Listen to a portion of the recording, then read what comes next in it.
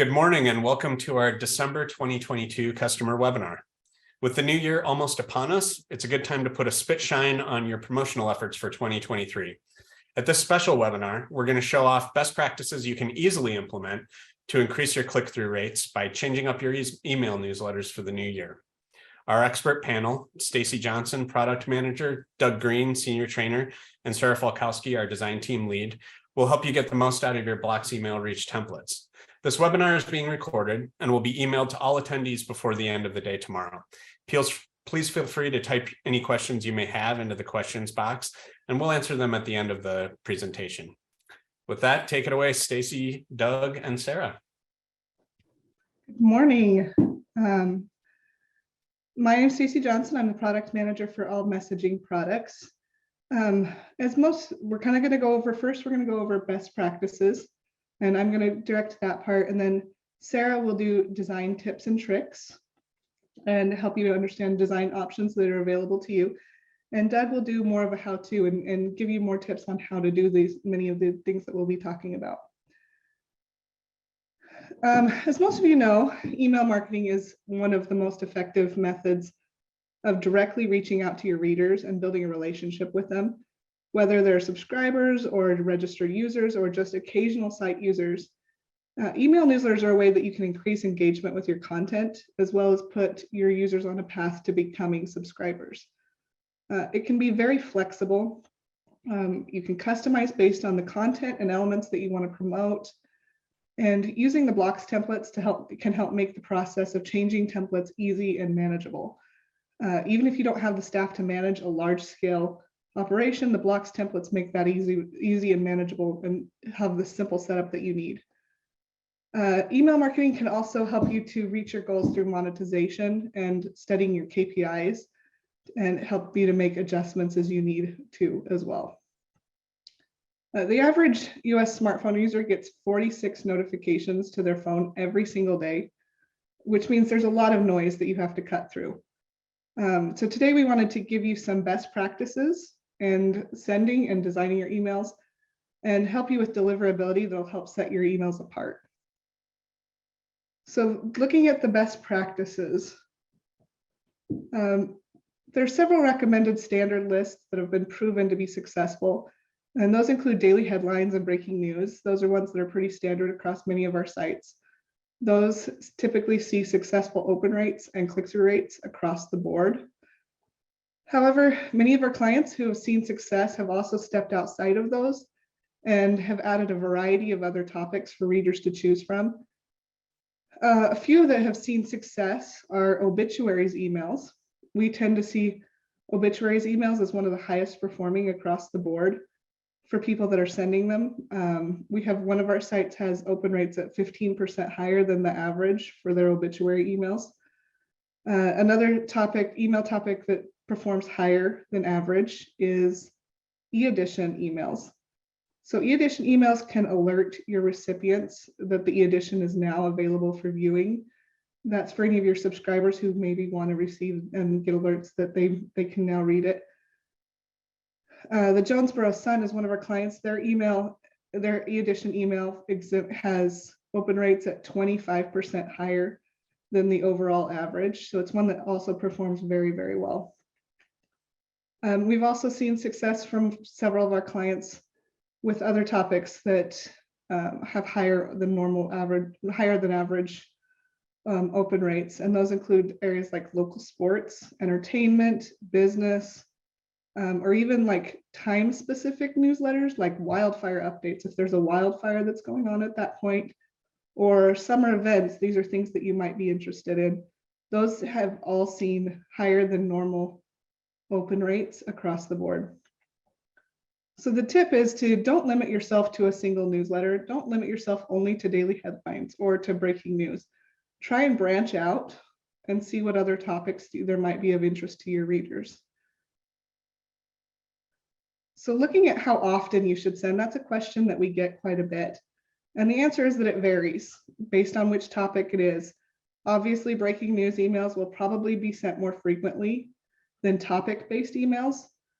But the best way to determine if a frequency is correct is to watch your KPIs like your open rate and your unsubscribe rate.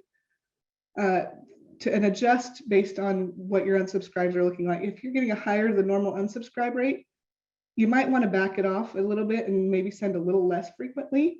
If you can increase it a little bit and still see the same open rates, it's an obvious sign that your readers want that information still. So the tip is to keep an eye on those and see if you can adjust those as needed and still not hurt your KPIs that you're looking to just keep solid. One feature that was added to list creation and blocks just in the last few months is a field for frequency. And this field is done on when you create a list in Emailreach. The field appears on the user preference center block and a user dashboard that's on your email newsletter management section. If you can include frequency as a detail on the sign up page, it helps your recipients know what to expect. So if they know that this is sent weekly, they know to expect that, then they can make that decision that that's how often they want to receive it. It helps you to avoid unsubscribes because your emails are too frequent if they know going in how often they're going to receive that. So speaking of the user dashboards, you have several options for generating new email recipient signups. One is a new newsletter preference center block that was released just a few months ago. This is a newly designed block that can be used full width on your site. And it includes elements like list name, list description, as well as new icons and frequencies. This update is also applied, it's applied in the block user newsletter subscription. To use this new preference center, you can use new elements like icons and frequency can also be added at the list level in the Emailreach admin. Earlier this year, we also released a block that can be used in your newsletters themselves to promote other newsletters. So this block can be put at the bottom of your newsletter and have elements that have one-click sign up to other email newsletters. So if it's put in your daily headlines, you can say, hey, wouldn't you also be interested in our e-edition email? It has one-click sign up that does not require them to link to another page on your website. It will sign them up directly in their email client. There are also 2 promotional block signups that can be placed anywhere on your site. These are the utility email signup block and the utility promo designer block, and those can be placed throughout your site and include all of your lists that people can sign up, or you can choose select lists. So if you want it to be on your news page and say, hey, we have a newsletter, you can limit it to just that one as well. So the best practice for this is to use a variety of these options. And if you're using these last 2 blocks, try different positioning for them and change that regularly so that people will ignore it if it's the same stagnant promo long term. So you can change those out regularly, and that will help to garner new user signups. Hey, Stacy, we've had a couple of questions that have come in that are sort of related. One question about averages for open rates and click-through rates. What do we consider, or what would you consider good averages for opens and click-through rates? The overall average for all of our newsletters at this point is 29% open rate. That is pretty good. Anything in the 30s would be considered a good open rate at this point. And we are looking for ways to increase that for you through different features that we're working on implementing at this point as well. And additionally, there are a couple of questions have come in about, are there any concerns or solutions about open rates due to Apple's recent changes? Yes, and that's something that's across the board with all email marketing is Apple's changes do artificially increase your open rates. That's something that is being faced by all email marketers across the board. It's not something we have any control to change. It's just something you can still keep track of it and see if it watch for trends and things like that. But you have to know that some of those will be artificially increased to that choice. And then we've had a couple of questions come in about the specific blocks you've talked about how to use those. And I think we're going to cover that in just a little bit. So thank you. Yeah, so I'll show you here. I have some examples.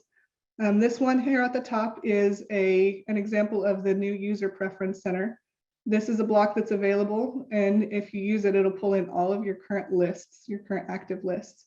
It's typically best recommended to do it full width. It includes the icons that are new, as well as the frequencies. So on the right is an example of the promo block, and the one on the bottom left is also an example of the promo block as well. The one on the bottom is also the one-click sign up block that is available for within your newsletter itself. So you can see it says sign up. You can change the verbiage on any of these, and the one-click sign up will allow them to click sign up from within their email client and not have to link them to a separate page. Okay. So the next question is, how do I monetize this? There's two different options for monetizing your newsletters through email reach. The first is the Town News programmatic ad program. The email ad vendors are very difficult in the email realm because there's very few clients, and the restrictions from email clients like email and Gmail and Outlook are really tough. So typically email ad vendors are not available to publishers who have less than 1 million opened emails per month. So by grouping our media sites together and working with the vendor as a group, we're able to qualify for that program and able to qualify a lot smaller publishers for that program as well. So with these programmatic ads, we do all the implementation on the Town News end. We can implement programmatic banners as well as paid recommendation ad blocks within your newsletters. So all the implementation is done on the Town News end and require no work at all from your team. With this program, the Town News shares the revenue made on those with you directly as publishers. And the Town News portion handles all of the integration, the day-to-day support, the development and testing, and that's all done on the Town News end. So it requires no work from your end as a client, and you will be able to find ways to monetize without any additional support from your side. The second monetization option is using localized ad positions. So those are implemented using the email reach email utility image block. So what you do there is you'll upload an image to that block and add a click-through URL to the block itself. And recommended ad sizes for those are 728 pixels wide. Height can vary, but that's no wider than 728 pixels is the recommended size there. So the best practice, one of the things that can help with deliverability in the email clients themselves is to make sure you have a healthy ad to content ratio. If you have too many ads, email clients will flag that, and your emails will more likely end up in spam boxes than in an inbox. So the recommended ratios are about 80% content to about 20% ad content. And that'll help to improve your deliverability and making sure that it gets in the face of your readers. So looking at our templates, one of the benefits of using blocks for your email reach templates is, like the rest of your blocks administration, you can quickly and easily adjust your layouts for your newsletters. So I have a few tips that'll help you to increase both the open rate and increase click-throughs and deliverability. One of the tips is to avoid lengthy email templates. I know a lot of times it's really tempting to put as much content in your email as you can fit. And we want to give, hope that your readers will find something that's interesting to them. Unfortunately, that's not always a best practice. If you have longer emails, you run the risk that certain providers like Gmail or Outlook will cut the email off at a certain length and not allow the full email to be seen. Email providers can also flag longer emails as spam, which then ends up hurting your deliverability long-term as a sender. So the requirements for this vary between different clients, and the email clients themselves don't really say specifically, this is how long it should be. But the industry standards recommend a content portion of your email stay below 3,000 pixels in height for the most reliable deliverability. Another tip on your templates is to use a variety of block designs and use a hierarchy. So you have the most important information at the top, and then use various designs. Don't use the same block clear through the whole thing. This helps your readers to quickly get the information, not get bored as they start to scroll and end up clicking off of it. We found that email templates that have that variety have higher click-through rates. So that's one of the tips that we can give you. Also, you should keep mobile and desktop versions in mind when you're designing these. Industry-wide, about 63% of emails are opened on mobile devices, meaning that it's now the primary form of reading these email newsletters. So it's important to design with that mobile first mentality of, this is how most of my readers will see it. This is how the remainder of my readers will see it. And as far as subject lines go, try out different ones.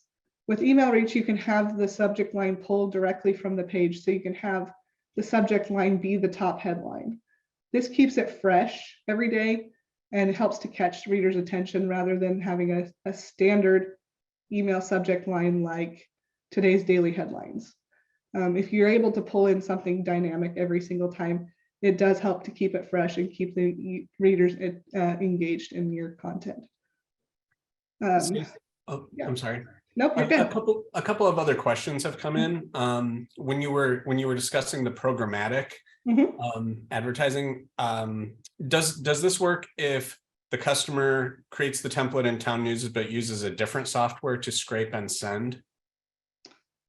It should, yes. Okay. It's based on the template, so it does not require constant contact to send those.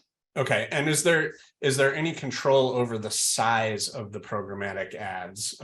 Can they be smaller, larger?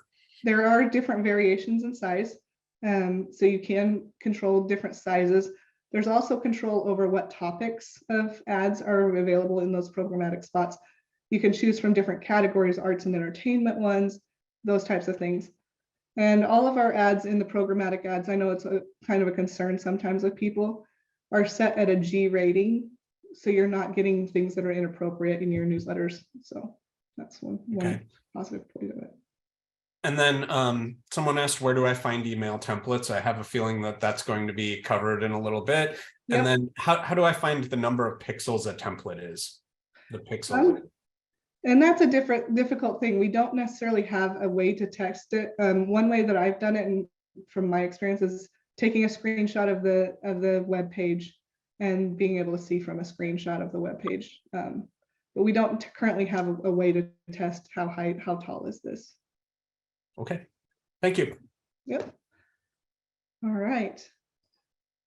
With that, I'm going to go ahead and turn over to Sarah, who will do some design tips and tricks and show you some of the things that you can do to improve your templates. Thank you, Stacy.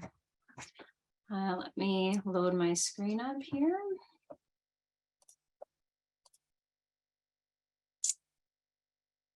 Okay. So the best way to start rebuilding your newsletter templates is to start with a new URL or a test page. I believe Doug is going to go over that in more detail later in the presentation. But what I would like to show you today are some examples of the newsletter blocks and some different variations that can be achieved using the page customization and email block options. We will start off by looking at the blocks in their default states, which I have this page that we've created on a newsletter template, and it shows all of the available editorial style blocks that you can use on your templates.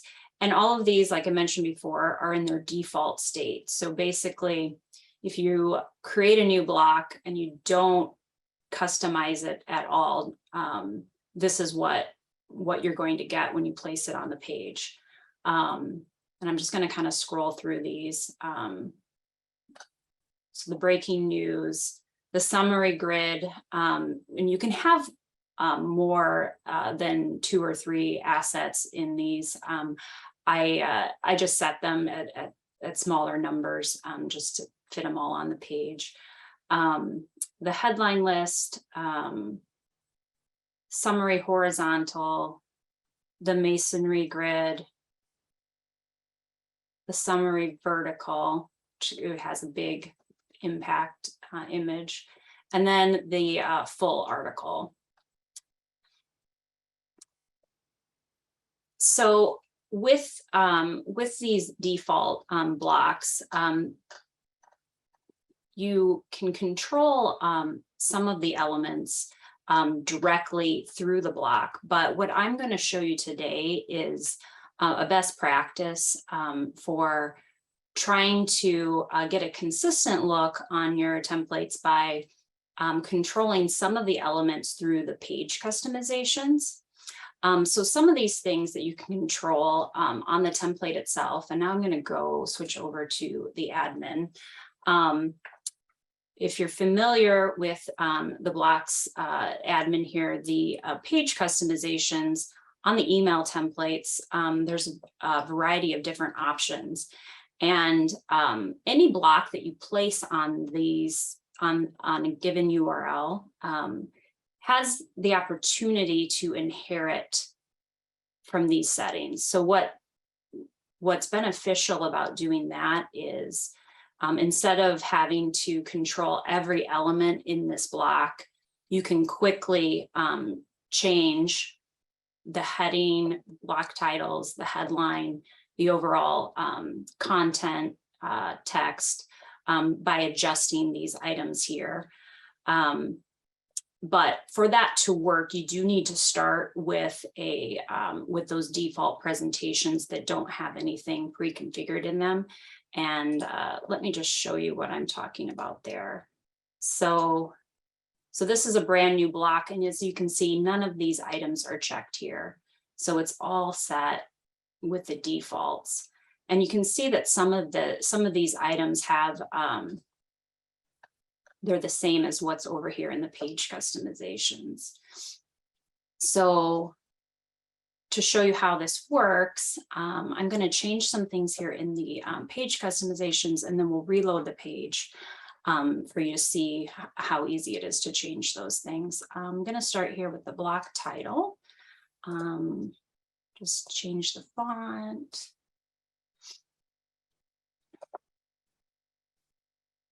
Let's see how quickly I can type here. Oops.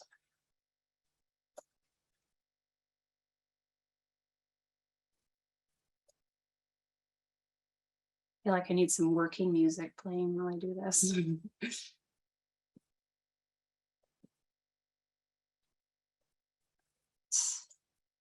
So here you have the save changes and reload layout.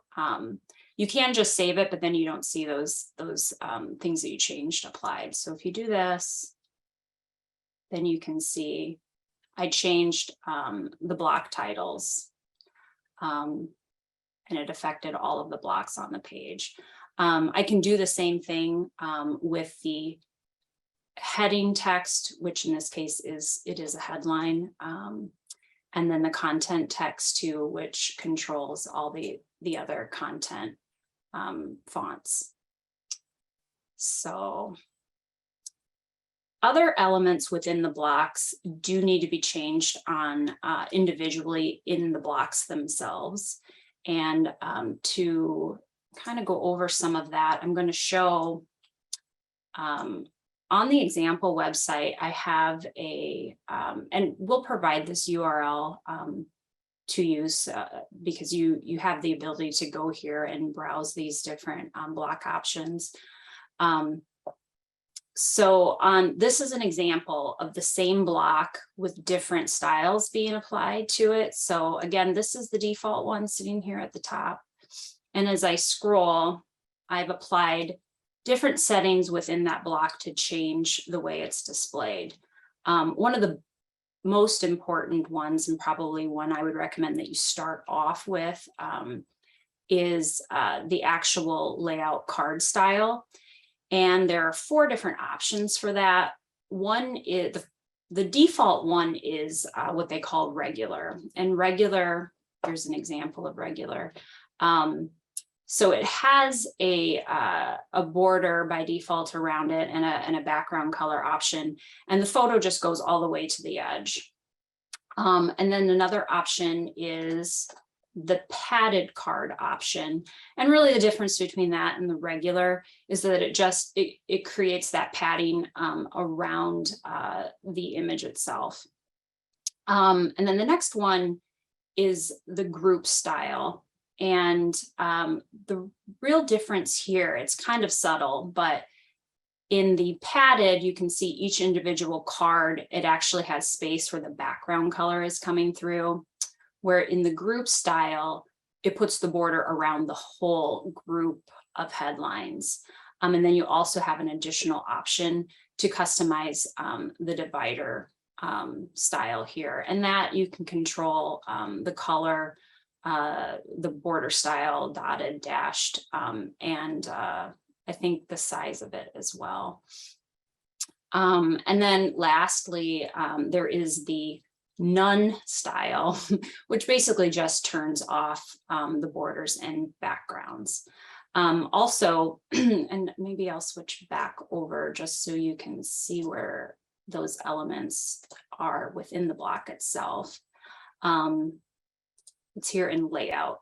So when I was talking about card style, you can just select from those options.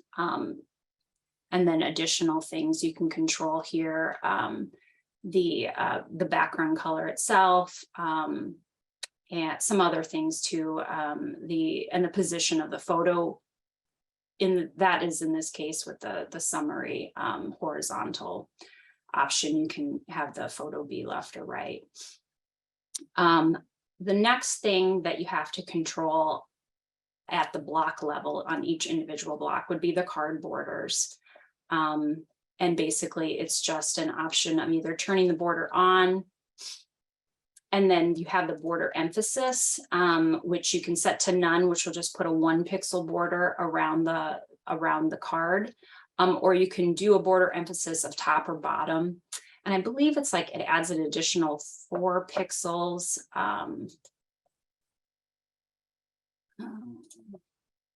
I'll show an example of that. So this is an example of the border emphasis being set to the top. And in this case, it's blue. So it just adds a thicker border, and that can either be off or top and bottom. Let's see.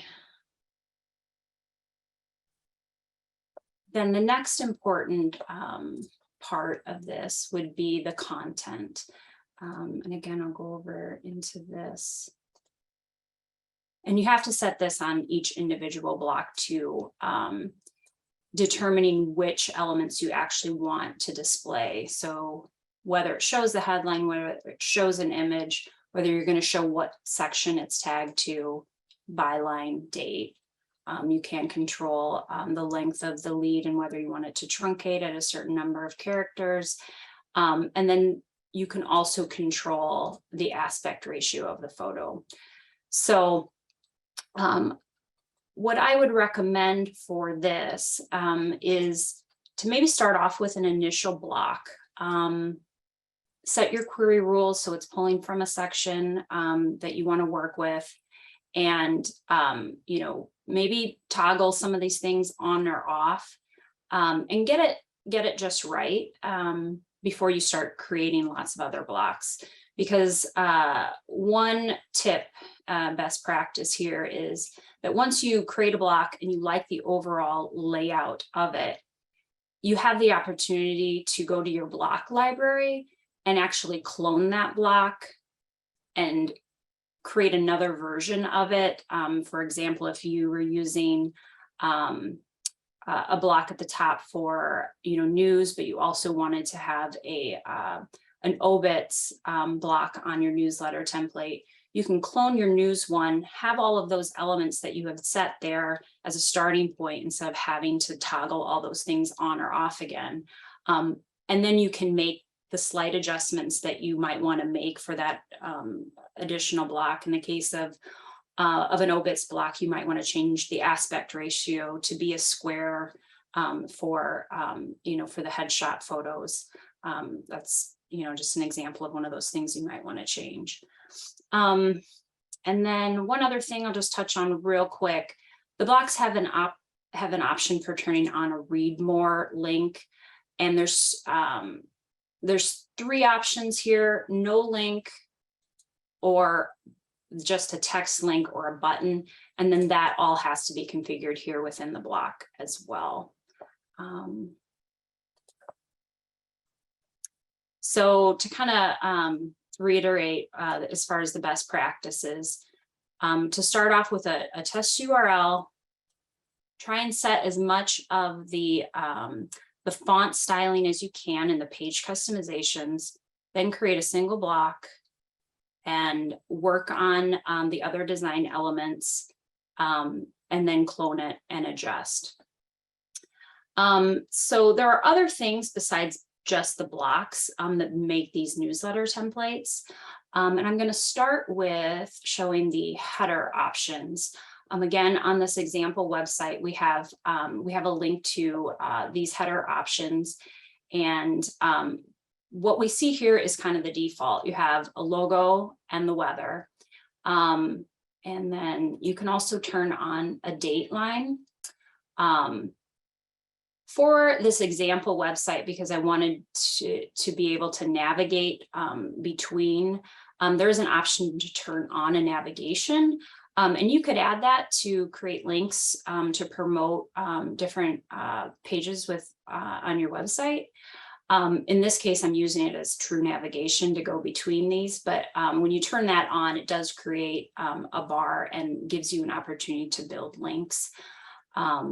So I'm going to show you one without a nav. So you can just see that bar goes away.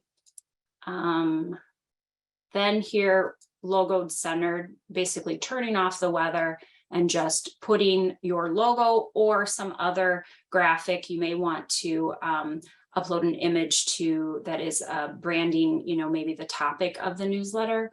That is a really great way to do that. And then obviously color changes. This just shows like if you did an all white background with the header and the page background.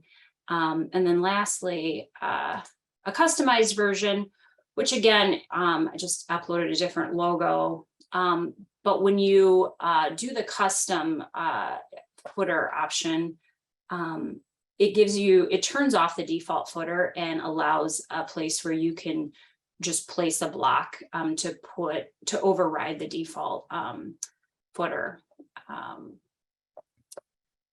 So then the other thing are the actual layouts for the newsletter. And there are 4 different layout options: 1 column, 2 column, 2 uneven columns, and 3 columns.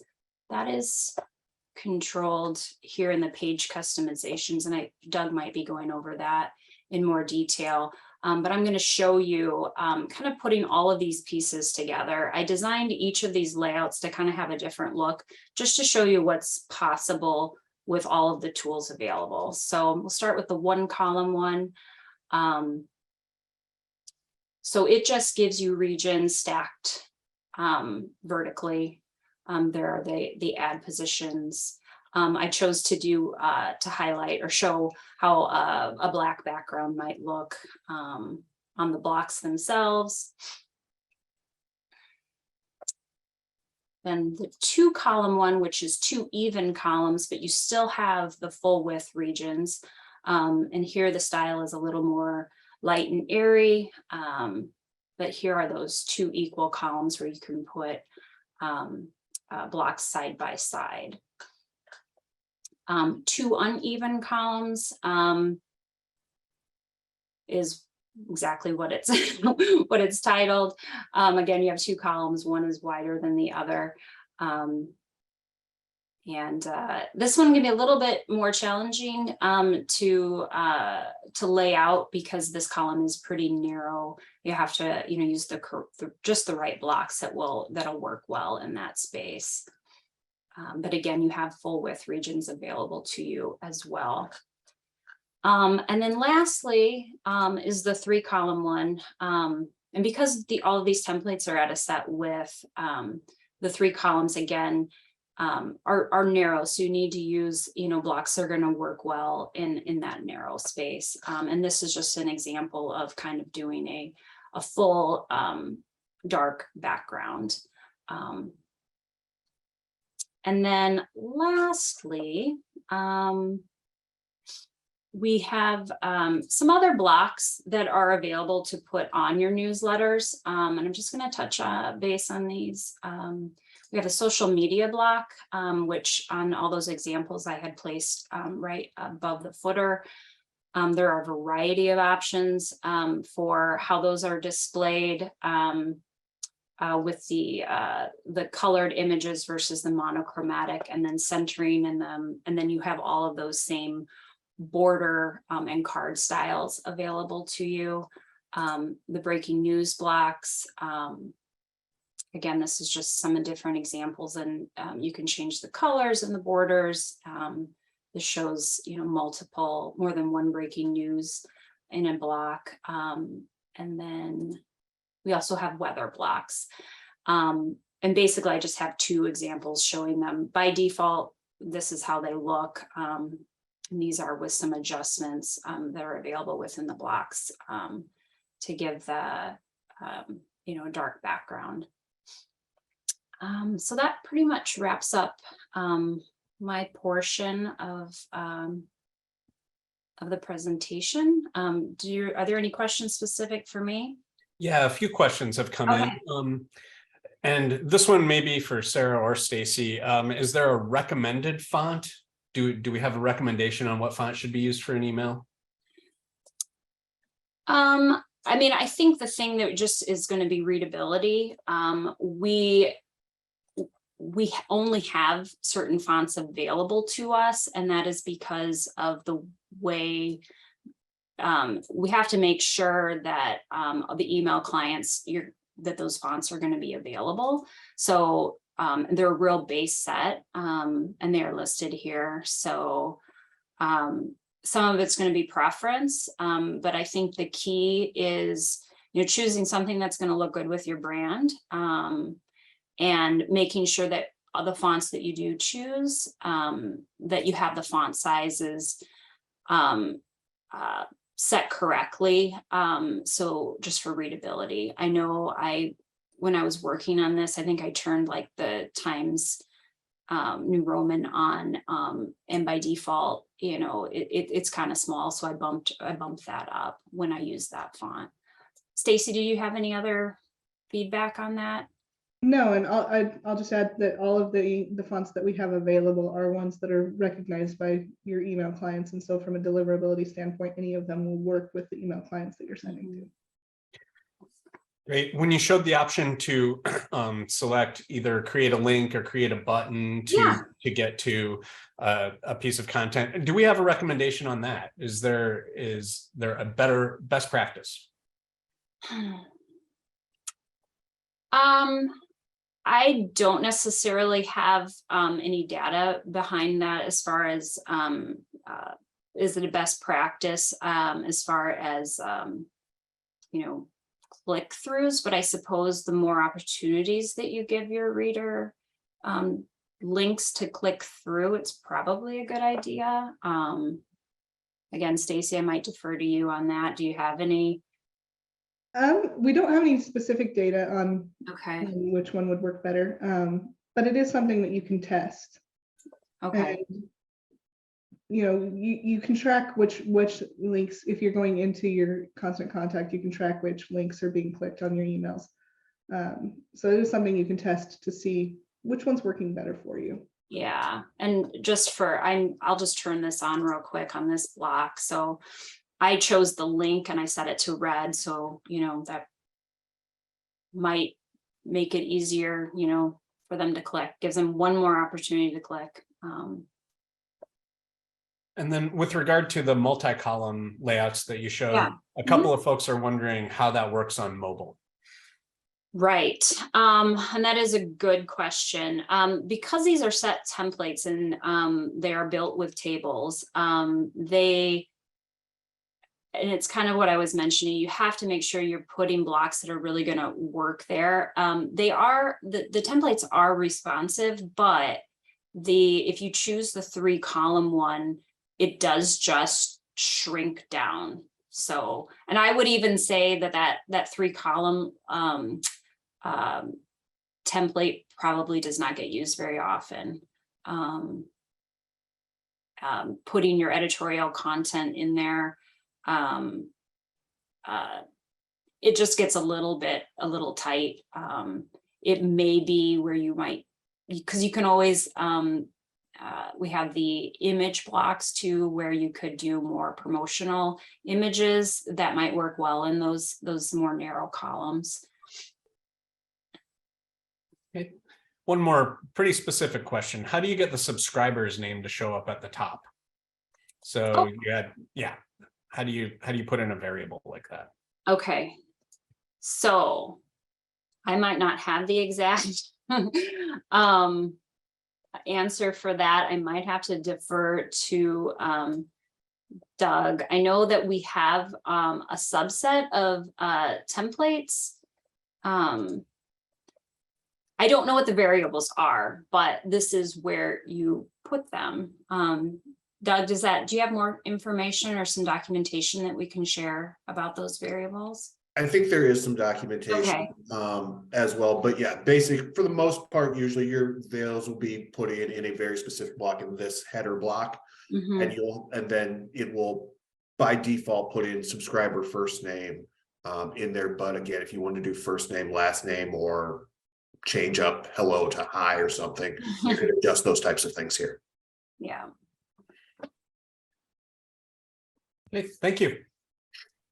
And Sarah, I actually had a question for you, kind of going the other way. Are there any best practices or any things that you would say to avoid? Like, don't mix your plaids and your polka dots type of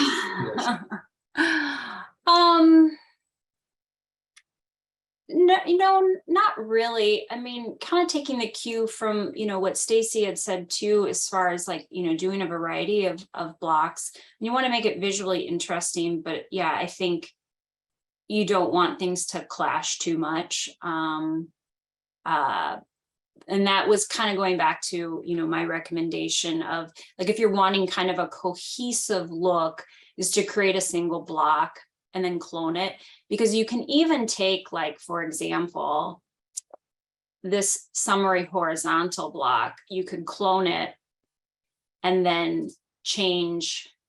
I'm not going to actually do it, but you can change which template it's using and it'll keep those card borders. So you can go from a horizontal to a grid and have those same styles applied. But yeah, I mean, I guess, I still just kind of going back to, use the inheritance to your advantage as much as you can. You set the stuff in the page customizations, and then you can actually override individual things. And I actually had that on my list, and I forgot, I skimmed over it, but like, for example, here, so by default, the heading text, is, set to the default number, but this is the top story. So maybe I want to, call it out larger than the other one. So I might set that to something like this. But then the rest of the blocks on the page are still, because they're set to default and to inherit from the page customizations, they'll keep that smaller size. Sorry, Doug, I didn't answer your question at all, I feel. That's okay. And Yeah. this was all great information. Okay, yeah, and I hope I didn't, I might have went over some of the stuff that you're going to show as well, but yeah, that's the nature of the design. Awesome. All right, are you ready for me to hand it over? Absolutely. Thank you very much, Sarah. All right, thank you. All righty, everyone. So I'm going to start taking you guys through some things that Sarah, both Sarah and Stacy have kind of talked about. And we'll show you some kind of practical applications and setup with some of these things. I would like to start with. Let me fire up my screen real quick. I would like to start with taking a quick look at the News center block, preference center block that Stacy had mentioned during her portion in there, and just kind of show you guys some of the different ways that you can set up some of those different options. Now, Stacy on her end of it showed what it would look like on the front end, the folks who are visiting your site. Here, back here in the admin, this is the things that you can kind of control. A lot of these are going to be very similar things to what Sarah had shown you in here as well. One thing I would like to point out in here is a lot of these will contain what we call a tooltip in terms of the individual switches themselves. In here, that will tell you kind of what you're messing with here on the basis in there. So most of them are very self-explanatory as to what they are. Some of them can be a little bit more not as descriptive as what they would be. A good example here is this display on sign up lists only. That is a setting that you will check during the newsletter setup itself. It is a checkbox that says, do you want this list to be shown on setup in there? If you do, then you can pull just those specific lists, allows you to make a subset of all of your newsletter lists if you want those to only be shown at specific places or on specific blocks in there. This basically allows you to control those different types of lists. You can always use a custom, a comma separated list based upon the list IDs as well to show only specific items in this particular block in there. As you saw in Stacy's example, there are toggle switches, so you can switch those. So as the subscriber, I will switch on and off the ones that I do or do not want anymore in there. But this is really kind of a great way to set up these types of things, set them up quickly. And then you'll have a block where folks can quickly and easily sign up for the newsletters that they are looking to receive in there. So like I said, this quick kind of a quick demonstration of how to set up that particular block in there. Again, very, very much customized as we saw on Sarah's end of those things. Jumping down here into our specific daily headlines email list, I wanted to take a quick look at some of the options that are available in here. One of the other things that Stacy had mentioned, as well as uploading your advertisements, that's obviously your ads, that's obviously a big portion of things that folks want in here. You want to be able to make money on those newsletters. It is very simple and easy to create those newsletter blocks in here. Again, you will use the email utility image block. And from there, then all you'll simply do is you'll open up the block. You will come down here to content. You'll click on the image checkbox, and then again, click the set image, and then upload your ad from wherever you store them at. JPEGs, PNGs, and GIFs. Those are the 3 file types that we support in here. Plug in your link URL where you want them to go, usually off to your advertiser's website in there. Click save and close. That will then add on that particular ad for that particular newsletter. Again, because of the inheritance principle, if you want that same ad to apply to all of your ads, you will assign that up here on the optimize URL, and then that ad will inherit down. If you want different ads on different newsletters, you will obviously need to swap those blocks out and then have an individual email utility newsletter, email utility image block on that specific newsletter to have that specific ad that goes with that specific newsletter as well. One of the things that Sarah also mentioned too was cloning the blocks in there. Cloning is a super easy way to replicate the blocks throughout your site. All you need to do is locate the block in the block library over here on the left-hand side. Simply right click on it and then click the clone option in here. And that will allow you to clone that particular block. It'll open up a copy or a version of that block. You will make your changes to it, adjust your query rules or the background colors or whatever changes that it is that you wish to make. It will then save it as a brand new block. It will usually throw it right to the top of the list. And then just like everywhere else on your site, grab that block and drag it on the page wherever you would like that to go. And for the folks that are on the call that have not worked with this before, that have not worked with the newsletters end of this before, the newsletters do work just like the rest of your site does.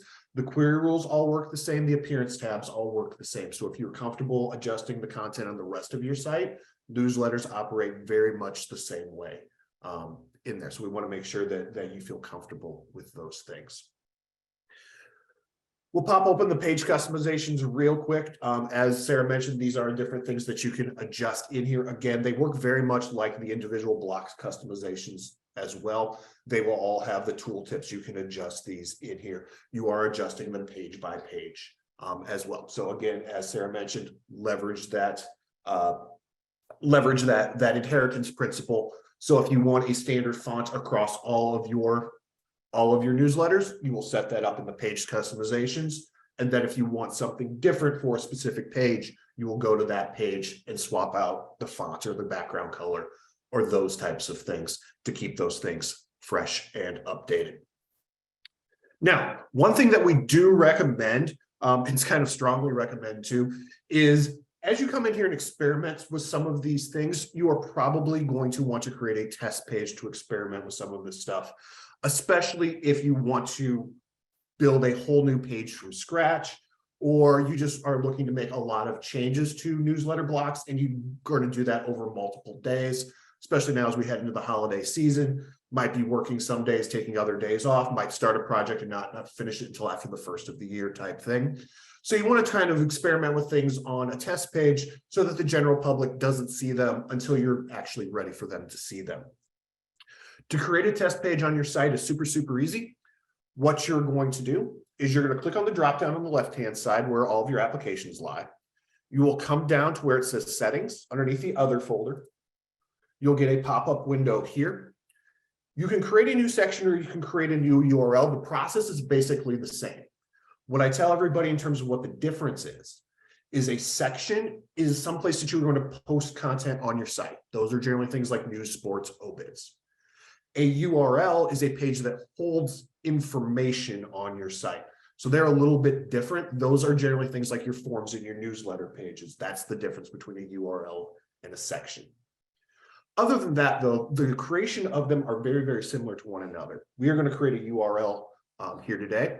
You'll simply click on the option that you choose. You can open up the tree to kind of see all of your different sections or URLs here on your site. Now, you do have to make a decision right here at the top of where you want that particular section or URL to live on your site. If you want it to be its own standalone section, so if you do not have a test section already on your site and you want to create a new one, you will simply click new at this point. If you want this test section or this brand new section to be a subsection of something that you already have, if you want your test section to be a subsection of your newsletter section, or if you want it to be a subsection of your test page, you will simply click on that page first. That will then nest it in that folder structure where those URLs live in there. But that's really the only difference between the two. You simply just can't drag and drop the URLs around, unfortunately. So you have to make that decision right up front. Either way, though, you will simply, once you have decided where you want to go, you will simply click the new button, choose create a new URL. You will give that a name, call it whatever you want, test, newsletter, trial page, whatever it is. For the newsletter pages, if specifically because we are talking about newsletters today, if you want to set them up so that the newsletters, what we call a newsletter skin, will show on there so you can get those blocks to look the way that they will look and render, you will need to set the URL skin. All you'll need to do is simply click this little radio button here. You will click on this change option.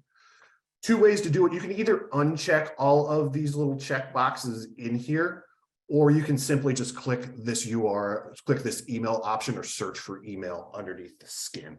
A skin is a special templating, special coding that goes on the page to make sure that these things are being read by your email clients. But basically you'll make your choice, you'll click select, and then that is what's going to establish that particular page using that particular skin. Once you have that set up, then you'll simply click Save Changes. That then will create your new URL or your new section on your site. Now, a lot of times folks will, just like I have done, do that while while their Design Blocks application is open. It doesn't pop in there automatically though. As you close out these particular panels, you won't see it in here. You will need to refresh the screen in order to have that new section or that new URL pop onto your site. Once you do that, though, it'll pop right here on the page. And then usually what you will see, oftentimes they will come in blank like this. They'll be gray here on the page. These pages are available to be used, but out of the box, a lot of times what will happen is people will try and drag something onto the page and they'll say, oh, it doesn't, I can't get it to go, the block won't stick. That is because the inheritance has been turned off for that particular region. All you need to do is click on this little circle arrow button up top. That will turn this particular region from gray to purple. That then will make that region available to be used. And then again, grab our block, drag it on the page wherever we want that particular block to go. Do not check the circle arrow again. That then will turn the inheritance back off and it'll kick that block back out of the page, obviously then undoing all of your work. So just once it's purple, leave it purple. And then at that point then, come in here, make your adjustments, experiment with things.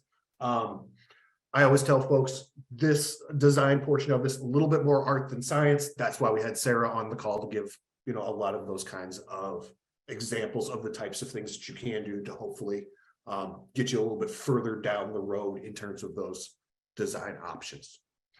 Once you have things on the page the way you want them, click your save block layout changes to save them going forward, and then you are ready to go. One of the questions that we kind of asked ourselves as we went through here is how are people going to set these up and how do we want them to kind of flip over what the information that they have learned today and get them into their newsletters. So there's a couple of ways that you can do this. If all you want to do is kind of update a block, kind of freshen things, change the color schemes or rearrange some stuff on the page, you can do that on the newsletter page itself. If you're looking to kind of rebuild a newsletter from scratch, what I would suggest then is when you go to create your new section or your new URL on your site, make that a subsection of your newsletters here on the page. And then if you want that to hook up to either an old newsletter or one of your, or if you're making a new one, what you'll want to do then is here underneath your campaign in the email reach application itself, you'll want to make sure that URL points, this URL field will point to your new URL that you have created for your new fresh look going forward. So just kind of be mindful of that, that you may have to flop out your URL structure or your URLs in the email reach if you're looking to kind of rebuild the whole page. But otherwise, if you're only looking to change out a block or make a couple of adaptations, we'll not need to adapt them or make that change here within this portion. All righty, that is a vast majority of the things that I was going to talk about today. Aaron, do we have some questions? Yeah, we're running right up against the hour, but we've got time for probably a couple more questions. When it comes to banner ads and email newsletters, are there any day parting capabilities? Can you schedule ads to run on specific days, or would that be manual? As of the way that we're doing them right now with the email utility block, they will have to be manual. There's not a day parting way set up currently. Okay. How do you set up 2-column templates? That for the 2-column templates, you will change your page customization on the page that you are looking to affect. Again, we recommend that you do that on the test page first. You will come to the, it is the layout section here. You will choose, and of course, I'm on the wrong page to look at this stuff. Yeah, it's underneath the content dropdown. You will see the layout option in here. And then from here, 1 column, 2 column, 2 uneven columns, 3 columns, as Sarah showed before. Okay, thank you. We're running right up against 11:30 here. So if you want to go back to the presentation, we can do a quick wrap up. Thanks so much to everybody for joining us, and thanks to our panelists here, Doug, Sarah, and Stacy. We really appreciate the insights and the detail that you've provided for getting best practices, setting up best practices for our newsletters. Is there anything any of you would like to add as a wrap up? I was just gonna see if we could share that newsletter examples URL that I was using, because it gives lots of good examples if they need to see some starting points. I put it in the chat, but I think did that just go to us, the hosts and panelists? Do you have that URL? Okay, we will share it when we send out the email. We'll make sure that link is included in the email with the recording, so that will go out tomorrow, and all of that information will be included. Great. I'd also like to point out too, like a lot of these blocks, as far as I saw some questions on the email preference center blocks and things like that, and questions about how to exactly set those up and all of the instructions. And I know Doug walked through that pretty quickly, but if you go to help.townnews.com, there's detailed instructions for each of those blocks and how to set those up. So it's a really good resource if you're looking for more information on those. Wonderful. Well, thank you all very much for these great insights, and thanks to everyone who joined us today. We will see you on the next customer webinar.